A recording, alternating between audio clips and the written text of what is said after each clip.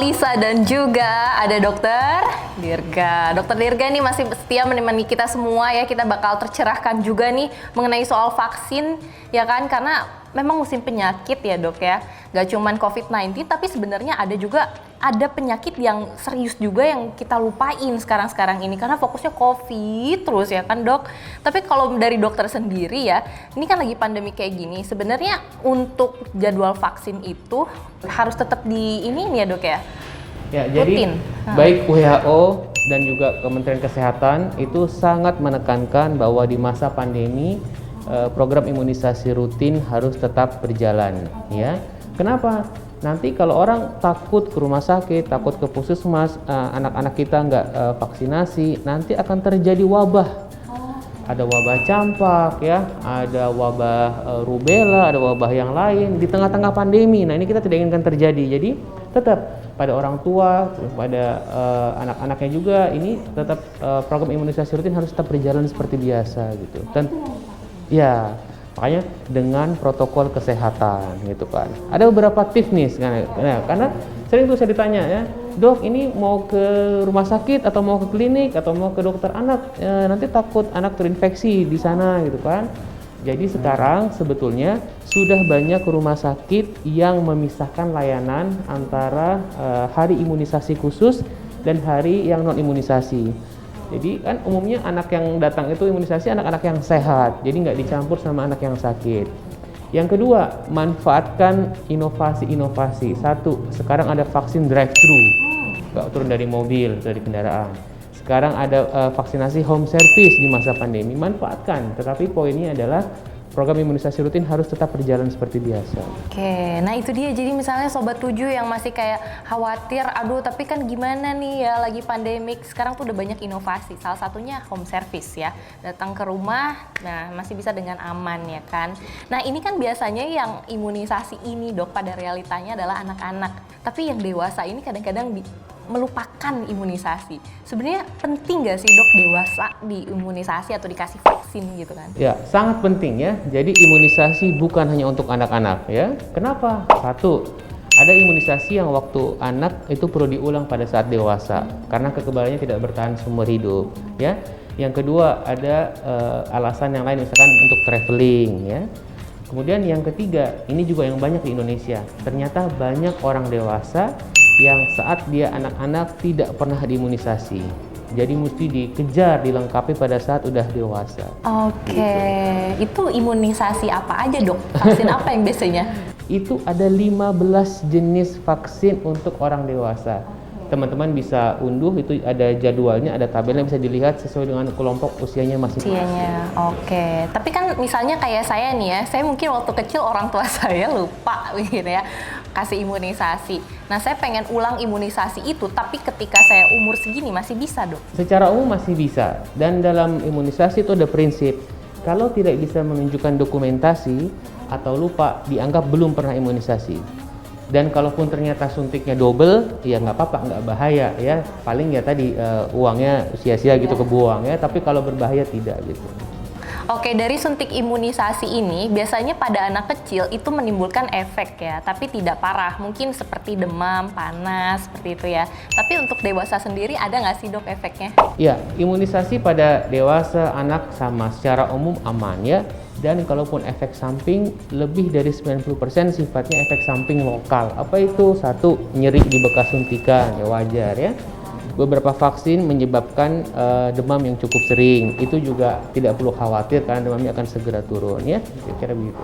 Oke, nah di tengah pandemi kayak gini dok, ada nggak sih vaksin yang membantu kita untuk terhindar dari, mungkin tidak ada ya yang terhindar dari COVID akan kena, tapi sekarang yang lagi banyak orang cari itu vaksin apa ya dok? Atau direkomendasikan vaksin apa ya? Jadi minggu lalu WHO secara khusus merekomendasikan pemberian vaksinasi influenza kepada semua orang dewasa ya, termasuk juga anak-anak di atas usia 6 bulan gitu ya.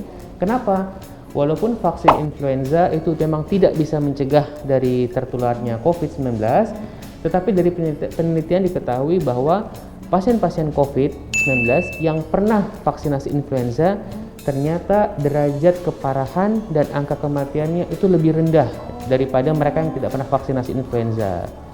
Jadi untuk teman-teman pada masa pandemi saya sangat menyarankan vaksinasi influenza, dan ditambah lagi bagi mereka yang usianya di atas 50 tahun harus melengkapi juga vaksinasi pneumonia. Jadi kalau di bawah 50 tahun influenza dan influenza saja, di atas 50 tahun influenza dan pneumonia. Gitu. Oke, Dok. Nah, ini pertanyaan juga memancing saya nih.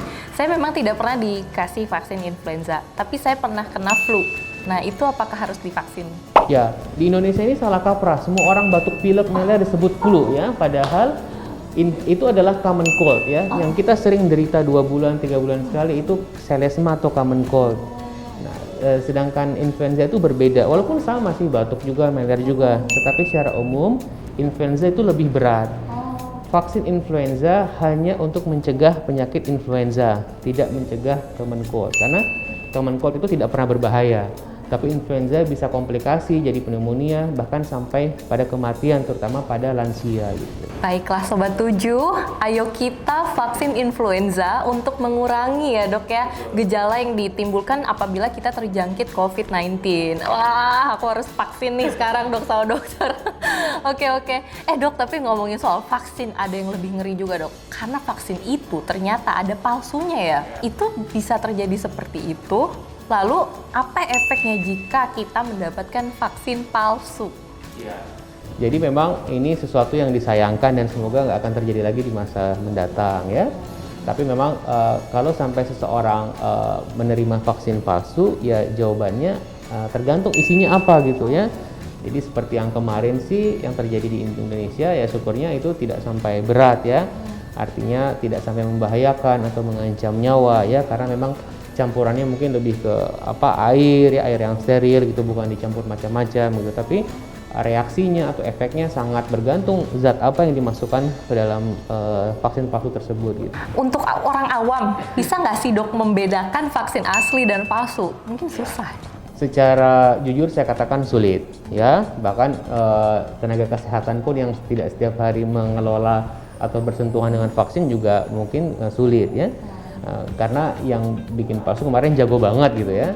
Tapi ada beberapa tips yang bisa saya berikan kepada teman-teman di rumah. Jadi satu, lakukan imunisasi di tempat-tempat yang terpercaya, yang kredibel ya.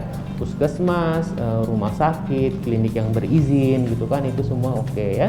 Terus yang kedua, harus curiga kalau ini harga vaksin kan kita tahu harga vaksin A range-nya sekian, kok tiba-tiba ini bisa murah banget gitu kan. Nah itu mesti, saya nggak bilang kalau murah itu salah, tidak, tapi kalau ada harga yang tidak wajar itu mesti hati-hati, itu kenapa gitu ya. Tapi selebihnya kalau teman-teman imunisasi di tempat yang resmi itu sangat kecil kemungkinan untuk mendapatkan vaksin yang palsu. Nah itu Sobat 7, sebetulnya kita juga harus menjadi orang yang smart ya. Harus tahu, melihat dulu nih, ini benar nggak sih asli atau palsu ya kan. Karena jangan coba-coba juga ya kan.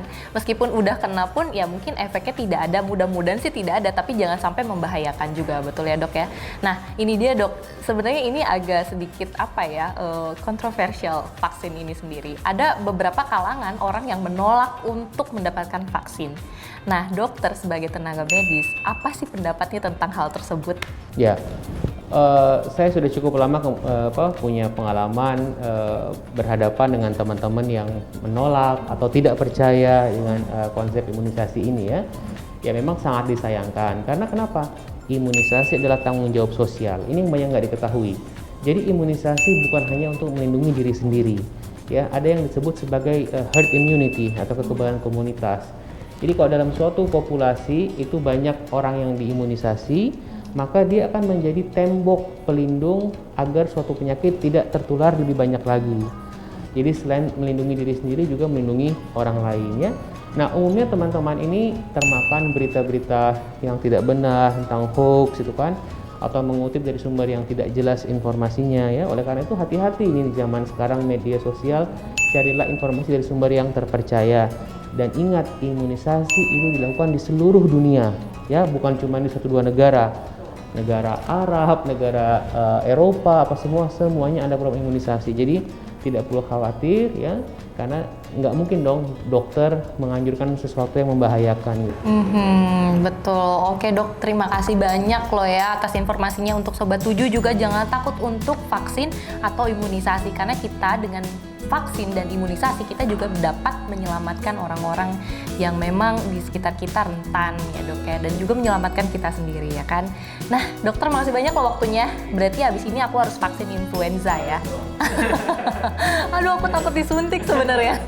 Tapi nggak apa-apa deh demi kesehatan ya dok ya. Oke Sobat 7, nanti kita akan ketemu lagi di episode berikutnya di Ask the Doctor ya kan. Nah nanti kira-kira akan ngobrolin soal apa. Nah pokoknya jangan lupa untuk like, subscribe, dan juga komen. Kita ketemu lagi di episode berikutnya. Kalau gitu Lisa dan juga Dokter Dirga pamit undur diri. Sampai ketemu lagi, bye-bye.